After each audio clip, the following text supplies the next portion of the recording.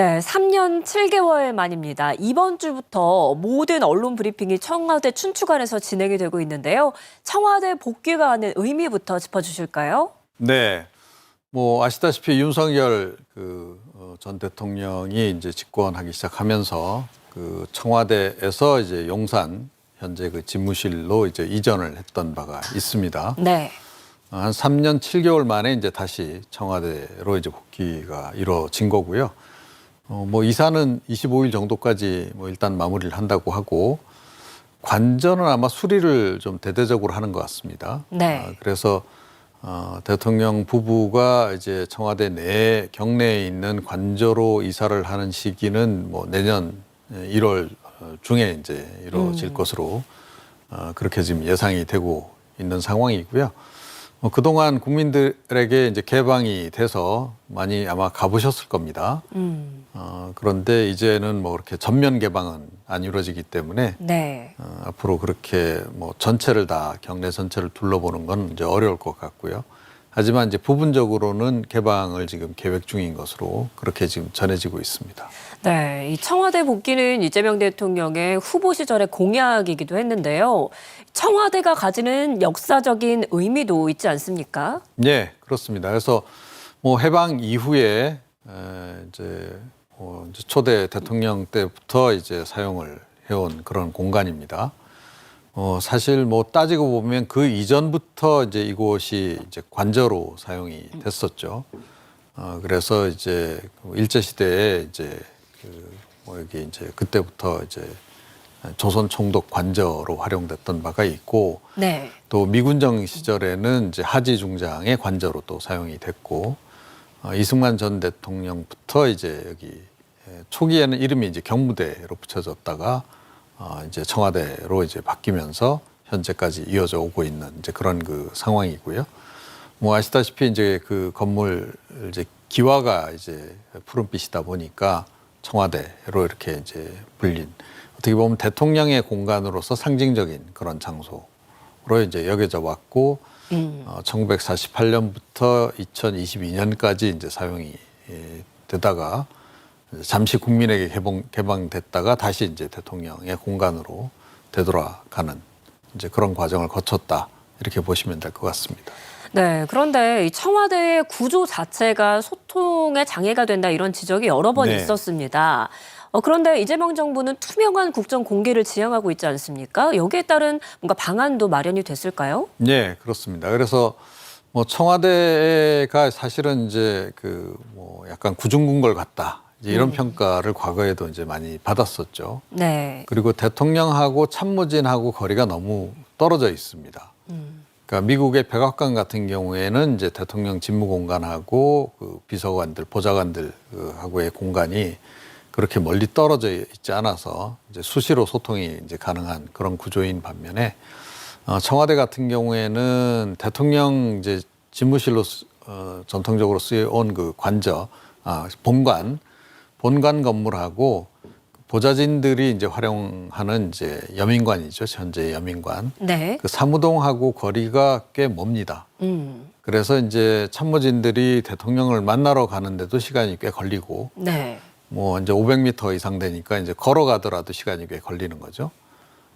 이제 또는 이제 대통령이 참모진들하고 뭔가 급한 얘기를 하기 위해서 사무동을 방문하려고 해도 좀 거리가 떨어져 있고, 이제 그런 그 상황이었습니다. 그런데 이번에 이제 이재명 대통령 같은 경우에는 여민관에도 이제 뭐 몇 개 건물이 있습니다.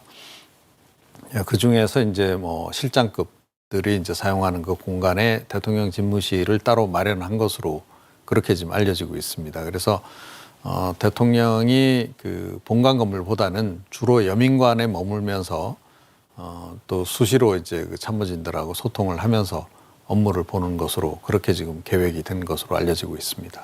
네, 이 세종시에 들어설 세종집무실 건립도 속도를 내고 있습니다. 지금 도시계획안이 확정이 됐고요. 2030년 상반기쯤에 준공 목표라고요? 네, 그렇습니다. 그래서 어제 국제공모전 결과 발표가 나왔죠. 네. 그래서 이제 실행 단계로 이제 들어간다, 이렇게 보시면 되고, 이 공간에 그 대통령 집무실뿐만 아니고 이제 그 그 세종시에 들어갈 국회 의사당 건물도 이제 함께 다 기획이 돼서 공간 배치가 지금 이루어진 이제 그런 그 상황입니다. 그래서 원래 이제 그 세종 국회의사당은 2033년 또 대통령 집무실은 2030년까지 이제 준공 목표인데 지금 대통령 집무실은 조금 준공 시기를 앞당길 것으로 그렇게 지금 전해지고 있습니다. 그래서 네. 이재명 대통령 집권 기간 내에 이제 완성을 해서 아마 다시 한번 세종 집무실로 이제 집무 공간을 이전을 하는 그런 또 이벤트가 있지 않을까 그렇게 지금 예상이 되고 있습니다. 부산에서 해수부가 개청식을 갖습니다. 이재명 대통령도 업무보고자 부산을 찾게 되는데요. 해수부의 부산 이전 의미부터 짚어주실까요? 네, 뭐 이재명 대통령의 공약 사항이기도 했고, 네. 또 이제 부산 지역에서 가장 또 희망해 왔던 뭐 부산 지역 기준으로 보자면 23년 수건 사업이 풀렸다, 뭐 이런 얘기들을 지금 하기도 합니다. 그래서 부산이 지금 최근 들어서 많이 좀 침체되고 있는 지역 경제가 많이 침체되고 있는 상황에서 다시 한번 그 해양 수도로서 이제 발돋움하는 그런 이제 계기가 되지 않을까 싶어요. 이게 이제 뭐 아시겠지만 이제 북극 항로하고 이제 관련해서 부산시를 다시 한번 부흥시키겠다 이제 이런 이제 정부의 목표가 있는 거고, 네. 그에 따라서 이제 일단 해양수산부가 이제 부처 전체를 좀 이전을 한 이제 그런 그 상황이다 이렇게 보시면 될 것 같습니다. 네, 말씀하신 것처럼 북극 항로 개척이라는 중요한 국정 과제를 수행하기 위한 첫걸음인데요. 이제 본격적으로 부산 시대가 열릴까요? 네, 그 뭐 앞으로도 이제 과제는 많이 남아 있습니다. 네. 그래서 뭐 일단 해양수산부가 내려가면서 이제 관련 대기업들도 좀 함께 좀 이전을 좀 준비하고 있죠. 지금 뭐 그 해운사들도 이제 일부 이전을 좀 할 것으로 예상이 되고 있고, 정부가 70% 지분을 가지고 있는 HMM이 이제 과연 이제 내려가느냐 마느냐, 네. 이게 이제 관건인데 정부의 의지가 강하기 때문에 결국은 아마 이제 내려가지 않을까 그렇게 좀 생각이 됩니다. 그래서 부처도 이전하고 그 해운 관련한 업체들도 이쪽으로 이제 모이게 되면 이제 일종의 이제 클러스터가 형성이 되는 거죠. 네. 그래서 이제 훨씬 시너지 효과를 좀 낼 수 있지 않을까. 그래서 해양도시, 해양수도로서 이제 위상을 다시 되찾을 수 있지 않을까 그렇게 지금 예상이 됩니다. 네.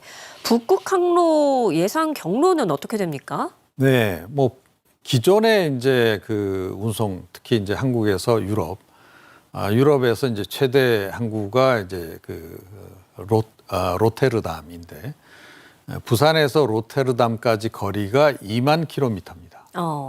그런데 이제 이게 지금 남쪽으로 이제 돌아가는 경로잖아요.